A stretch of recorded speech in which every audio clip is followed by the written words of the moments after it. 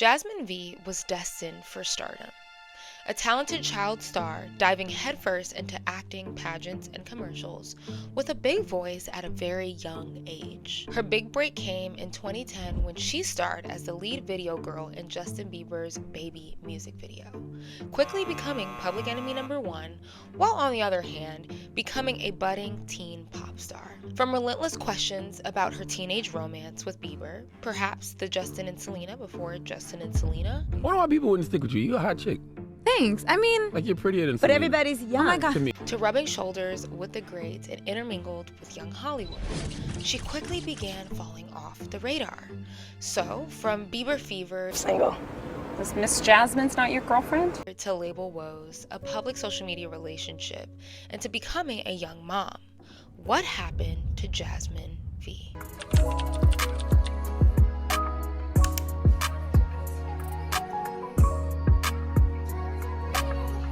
Hey guys, welcome back to my channel. It's your girl Cameron, and today we are going to be talking about what happened to Jasmine Villegas, or also known as Jasmine V. She was a budding teen pop star with roots in R&B and pop. Some would say at a young age that Jasmine had all of the ingredients to become a star, from famous music video appearances, to working in the studio with legendary R&B producers, to even landing a feature with Kendrick Lamar. Why and how didn't she take off? So today we're going to go through a journey of her life, her career, tribulations, and scandals that plagued the trajectory of her career. I personally listened to a lot of Jasmine V's music and kept up with her outside of her music video appearances, etc.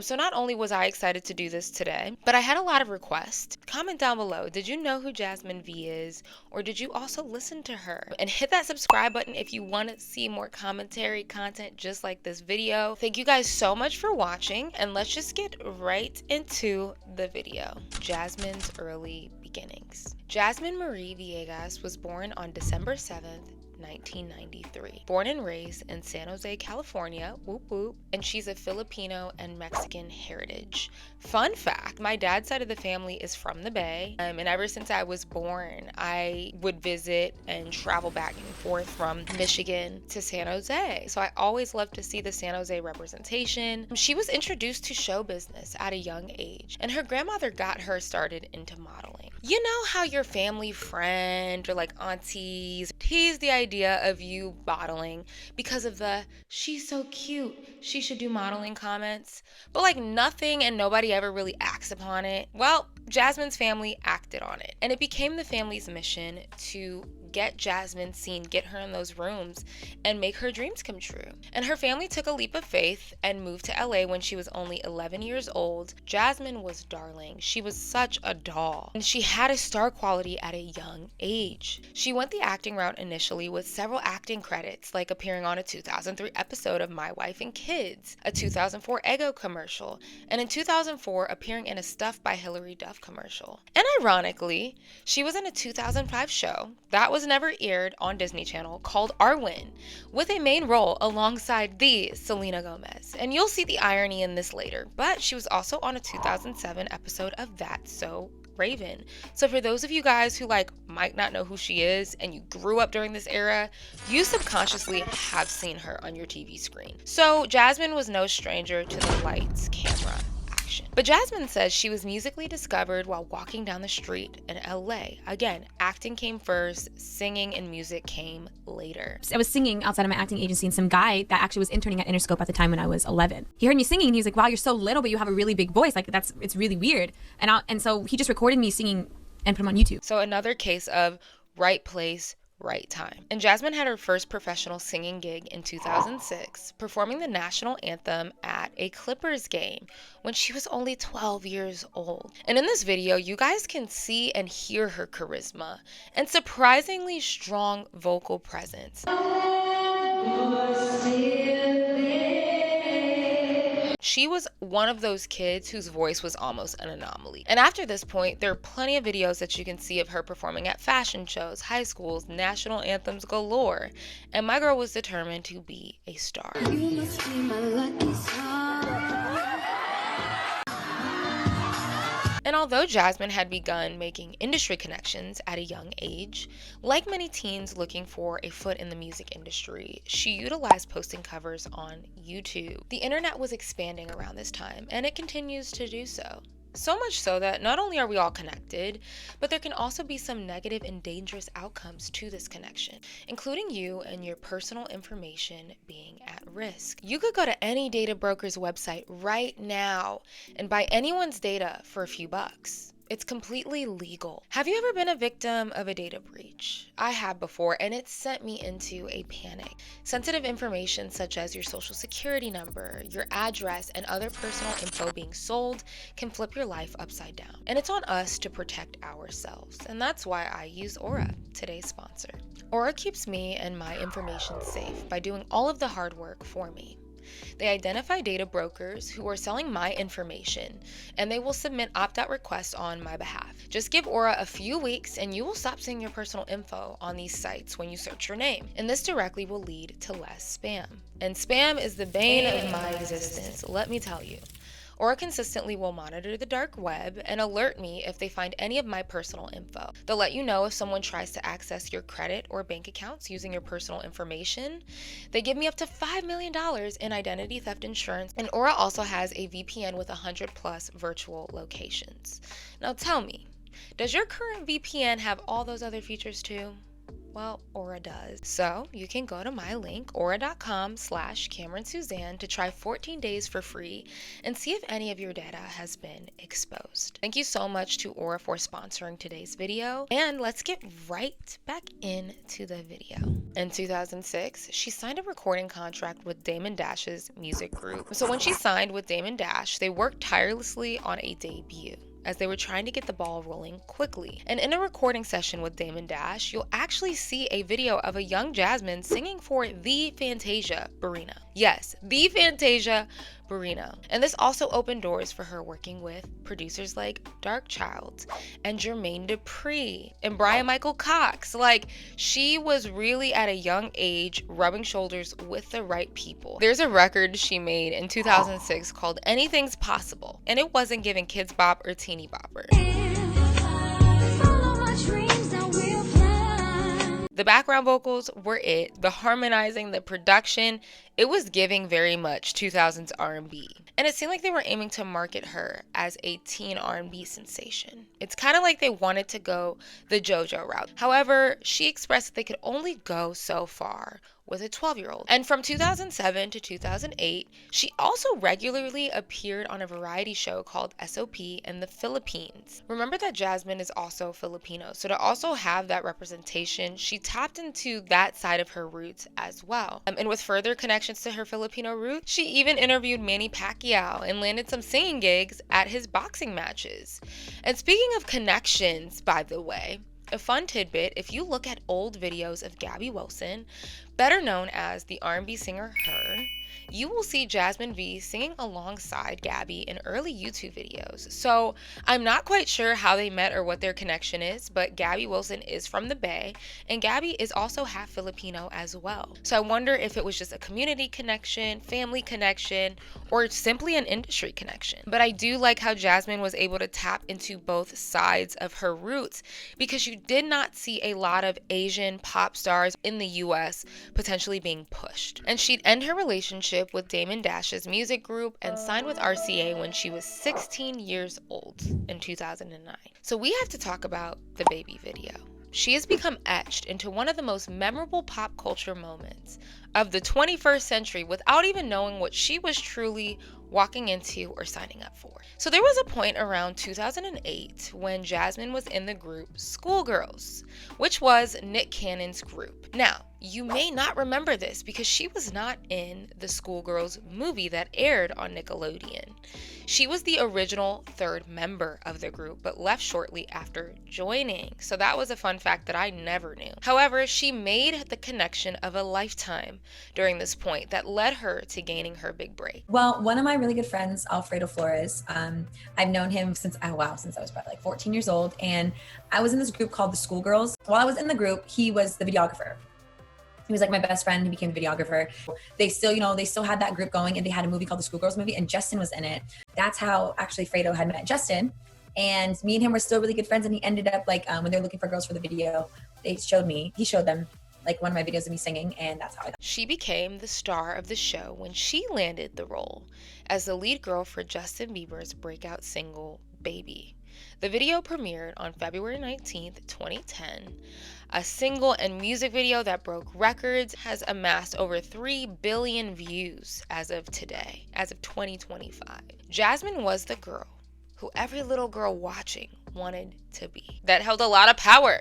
But keep in mind, artists like Ludacris, Tinashe, and even Drake were featured in that video. So it's safe to say that further connections were made on that set. And it was also great timing because Jasmine had just signed with Sony Epic, and she also had an album, allegedly, that would be coming out soon. And she'd released her first single in 2010 called Serious. I remember this very vividly. And not only did she hit the lottery with the Baby video, but she developed a working relationship with Justin and his team. She opened up for Justin Bieber on his My World tour, as well as attending the Kids' Choice Awards in March 2010 with Justin Bieber. And opening up for Justin Bieber at this time was absolutely an asset as far as visibility. But I can imagine, and we'll talk about it more later, that little girls were jealous, especially considering that they dated at this time. Put that in your back pocket. And in 2010, she'd also feature on a remake of Why Can't We Be Friends with Sean Kingston for the Cats and Dogs movie. Now, speaking of Sean Kingston, and we're talking about all of these connections, she'd appear as a party goer in the Eeny Meeny music video by Sean Kingston and Justin Bieber. And following that, her second single, All of These Boys, would follow in 2011. And the sound shifted again. They were clearly trying to experiment with what would stick. They put a little voice on her. It was very like Caribbean style, Rihanna-esque. All of these boys got them standing in a line. I liked it kind of as a kid, but looking back at it and listening to it again, it's iffy. It did not feel natural to her style and the trajectory of where I think they were gonna initially take her when she first started working with Damon Dash. She also had songs like Jealous that came out around this time. And in the music video, he was cheating in front of her face. That was crazy. Jealous. Yeah. And she also released Work in 2011 that featured Romeo, or Little Romeo, as a music video, Boo. And Jasmine played 2 versions of herself in this video, giving very much Parent Trap. It was a cute concept. But they weren't pushing vocalists with most of these singles. They seemed to want to add a more pop/hip-hop appeal to cater to her target and to be on trend. She'd continue her music video stint, wherein in 2011, she'd be featured in Mindless Behavior's music video for My Girl, featuring Sierra, Tyga, and Little Twist. And in September 2011, she released her first and only mixtape called She Believed. And she's even written music with Nick Jonas. He was set to produce a song for her. I don't believe the song ever came out, but you can see that she was decently integrated with the child Hollywood crowd, right? Disney and Nickelodeon included. So you'll see videos of Jasmine attending birthday parties of famous children, red carpets, and being integrated into that mix. So you can see that the connections were connecting. One thing Jasmine wasn't shy about was touching on tough subjects. In 2012, she made a bold statement. She released a single about domestic violence called I Didn't Mean It. It was related to something that she personally experienced. Well, I was in a year relationship with my ex-boyfriend, my last boyfriend, and it was really bad, and it took me a while to get out of it. I hid it from my family, I hid it from my friends, I hid it from my manager, all these important people that really do care for me. And unfortunately, there was a lot of drama following the situation. There were people discoursing that she was lying or she deserved it, and it was really disgusting, and I can imagine hard for her to go through at 17, 18, seeing these comments. Now guys, we're already into her mid-career. So Jasmine would sign with Interscope Records in 2013. And this would be a boost in gaining traction for Jasmine. As Jasmine was moving out of her teen years, she was maturing, but she would go on to adorn the cover of Latina Magazine's February 2014 issue alongside Becky G. And Jasmine was also low-key the queen of a side mission. Not only did she have her own lip gloss line, but she also recorded a Simlish version of her track, All of These Boys, for the Sims 3 soundtrack. You could make your Sims listen to the radio, and they had her cut the track, go in, sing it in Simlish, and it was featured in the video game. And she received a major break, or it was another breakthrough in her career, when her label managed to get Kendrick Lamar, before he blew up, as a feature for her debut single, That's Me Right There, released August 5th, 2014. Now, I'm gonna tell you this is her best song. It had an R&B sound, but absolutely had a hip-hop edge. It was mature, but not too try-hard. And then she also got Kendrick Lamar. The video was simplistic but effective, where her beauty captivated the shot. And there was real chemistry on set, because the love interest in this video would end up becoming her future BD. Yeah. Put that in your back pocket. The song reached number 39 on the Billboard Twitter Top Tracks chart, but otherwise failed to chart on the Billboard Hot 100. I'm saying this right now, I think that this is Jasmine's strongest song. So the fact that it did not chart in the Billboard Hot 100, let alone bubbling under, was probably not a great sign for the label, because like they put everything they could. Catchy song, lyrics that were on trend, but she was still using her vocal capabilities. I'm sure it was a bit alarming for them. After the single dropped, her debut EP, That's Me Right There, released in November 2014. Again, we don't have an album yet. In March 2015, she released her single Walk Away, which had more of an EDM leaning edge, with the love lead in the music video being Quincy and Don Benjamin. So she says she got it tight. She got it tight.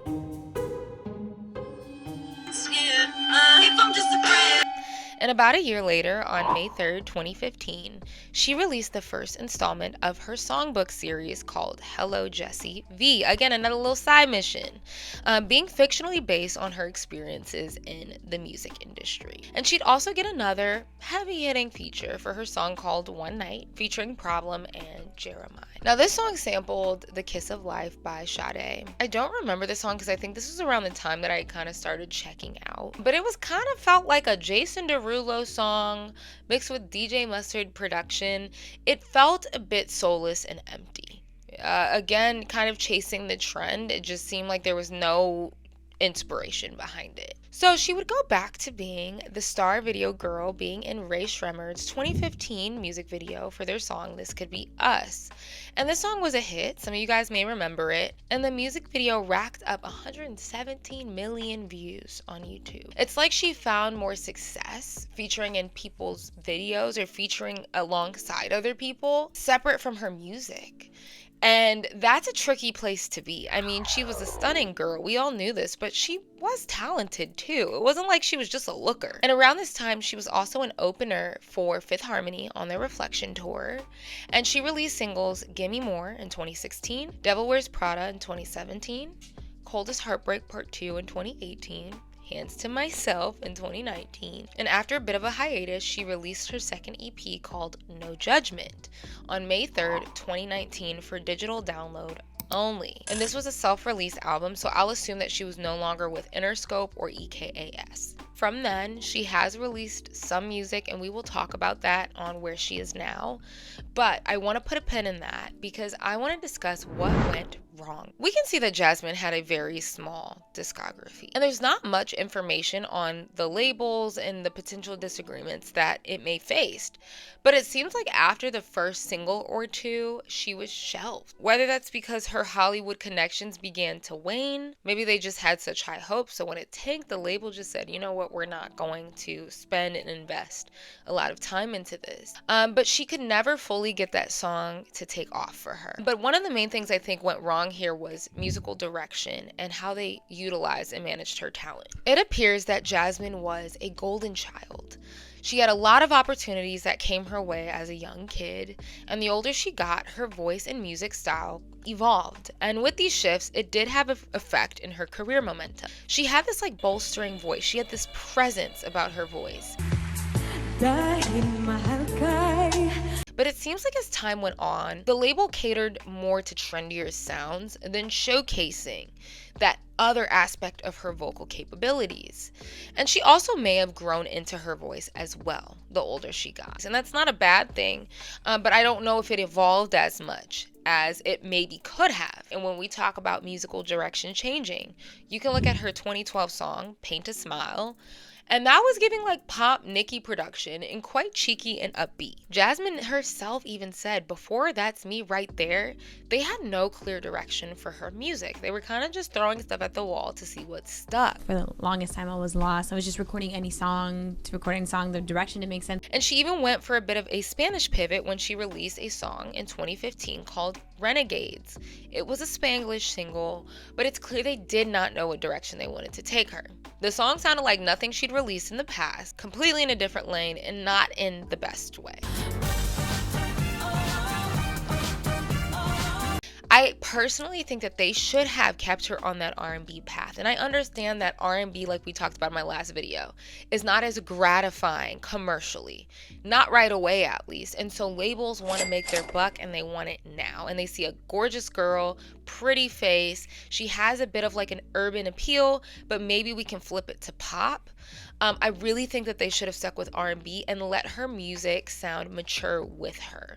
It's almost like they did a flip. Like when she was younger, she was making much more mature music, and then the older she got, they kind of dialed it down, or some people might even say dumbed it down. I think she would have found great success, or even if it wasn't the biggest success, I think she would have found more sustainable success had she had stuck with R&B. Another thing, she had no album release. Now, is there an album coming out anytime soon? Yes, I actually have the album coming out next year. When I get back, I'm going straight into the studio and I'm working on the album, and hopefully we'll have a name for it. She never released an album. And it's most likely the classic case of labels shelving and pushing releases back to the point that it just never happens. And we'll discuss this more in depth because we're getting to the scandal soon. But she did become a young mom in 2016. Now, she was an adult, but she was nevertheless young and still had a lot to do in her career.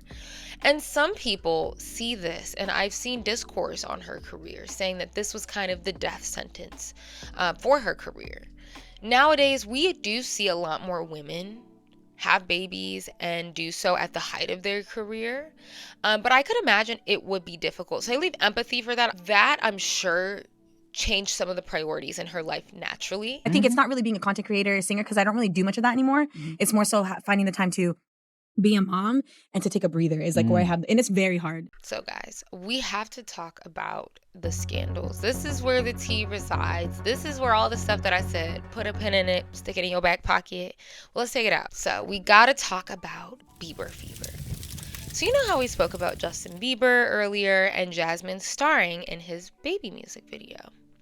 Well, surprise, surprise. She was actually Justin Bieber's first semi-public relationship after his stardom. It sparked on the baby set, and he actually asked for Jasmine's number via her mom. And the girls were already obsessively protective over Justin, right? And Jasmine recalls fans actually like genuinely being upset with her, saying that she really pushed Justin, and not in a nice way, on the baby set when they were on camera, saying, quote, "They didn't know that it was acting. I didn't expect to get that much hate, but it taught me to have tougher skin." Jasmine even said there were little girls wishing death on her, teasing her dance moves in the video. And even when she went on tour with Justin, she said that there were little girls flipping her off. No, I was already getting flipped off for being in the video. Aren't you there with your mother? Like, who are you flipping off? No, that's crazy. Actually, there's one time I was on tour and I fell on stage in Hawaii, and it was all over YouTube. Give it up for Jasmine V, everybody!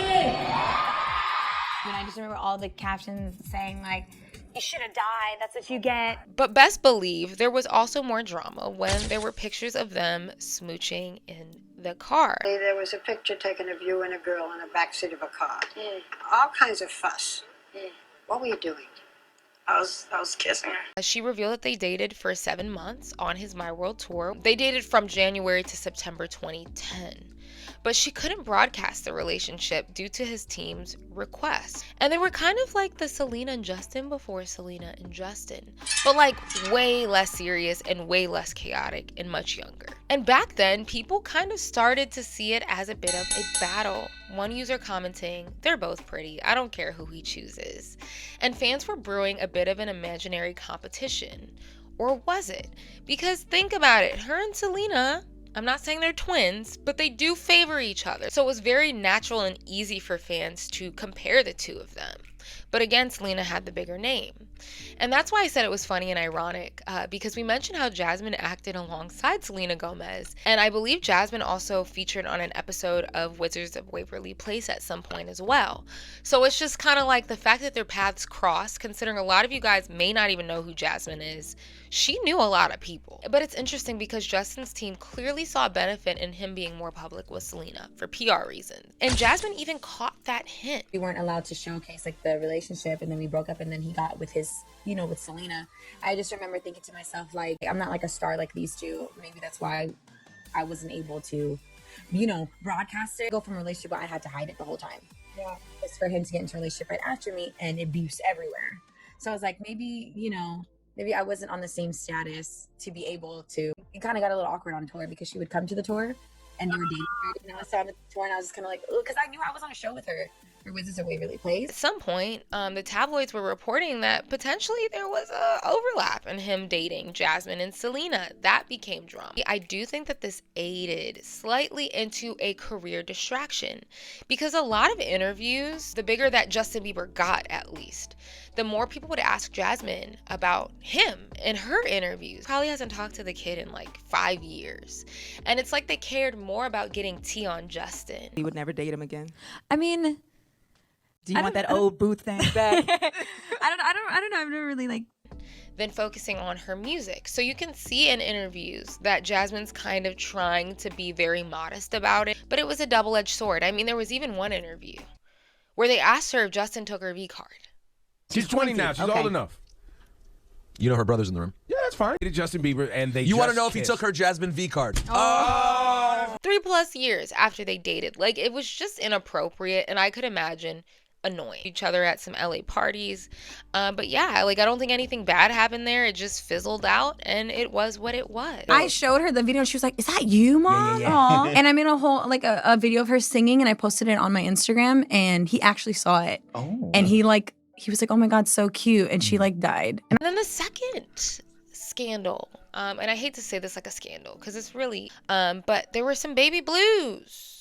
So we talked about her love interest in her music video from 2014, and his name is Ronnie Banks. And Ronnie Banks at the time had a Vine following. For all of you guys who are old enough to remember Vine, yes. Who's Billy? Huh? You've been holding around at school? And a lot of girls at the time were very infatuated with guys that had his archetype, his aesthetic. So that's probably one of the reasons why he was chosen to be in the damn video. So they began officially dating not long after the music video in 2015.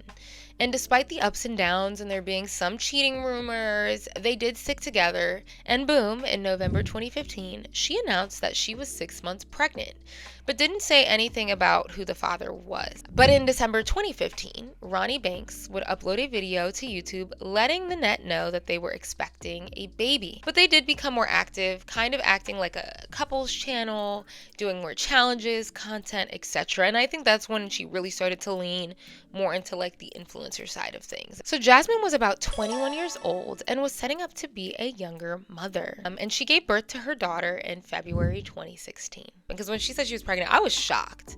But I thought to myself, what's going to happen to her music? I mean, there's a running conversation about young women in the industry having children before their career can fully take off, or at the height of their careers. And although it's not impossible, your priorities are bound to change or shift. And transparently, I did notice that music releases started decreasing after she had her baby. Again, I'm not villainizing her for that, but that is just what happened. Leaving her music on the back burner, and let's face it, the money was probably way better in YouTube and influencing.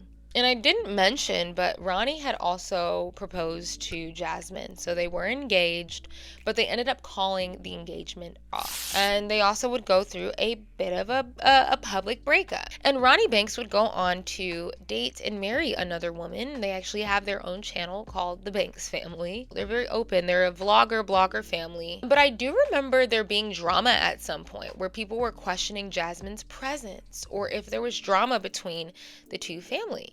And because Ronnie and his wife have a very public YouTube channel and platform, they've also been very transparent about co-parenting and relationship change over time, as Jasmine was a lot more private. So in a way, I feel like Jasmine was kind of made to look like the bad guy because she just wasn't public. Like when she had her daughter, she wasn't posting it everywhere. So like immature fans would just automatically pinpoint or try to place blame and say, well, why is their daughter never with Jasmine, and why didn't she do this with Jasmine?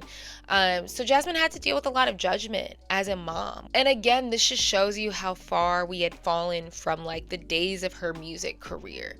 Now it was like her life was a bit of a spectacle. And in May 2020, Jasmine would have her second child with her boyfriend Omar. She was pretty under the radar, pretty low key, and as we can see, I mean, her singing career was kind of short-lived. But where is Jasmine now? That's what you guys came for. So Jasmine is now 31 years old and is a mom of 2. She's an Instagram influencer with over 800,000 followers, and she shares pieces of her life through the internet. A signature of hers is like getting glammed up, following catchy trends, and a bit thirst trap-ish content. And it's really cool though, because she's been able to share with her daughter that she was in the baby video, because you know her daughter kind of discovered as she grew up Justin Bieber. She makes content about how like her daughter told all of her cheer friends like, oh, my mom was in this video, whatever, which is really, really cute.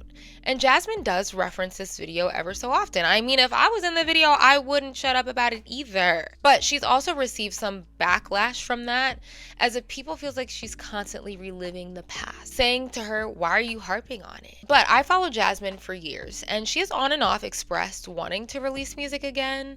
I believe at some point she was going to start posting covers on her page, but that never fully actualized.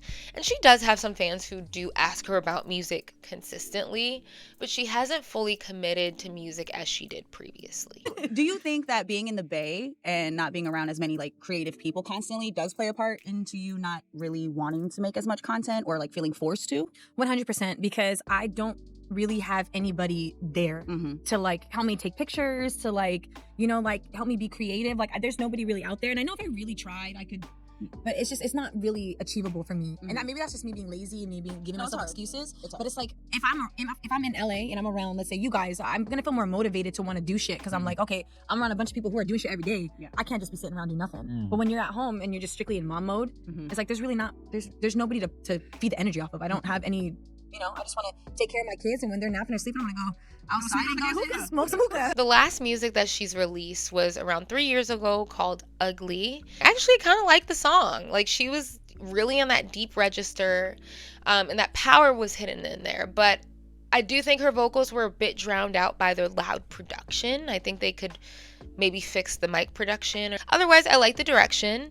And I believe the last thing she did release was in 2022, called Casual. So Jasmine, she's on Instagram, she's on Twitter, digging and doing research. I saw her Twitter, and she does OnlyFans now. And she mainly promotes that on Twitter.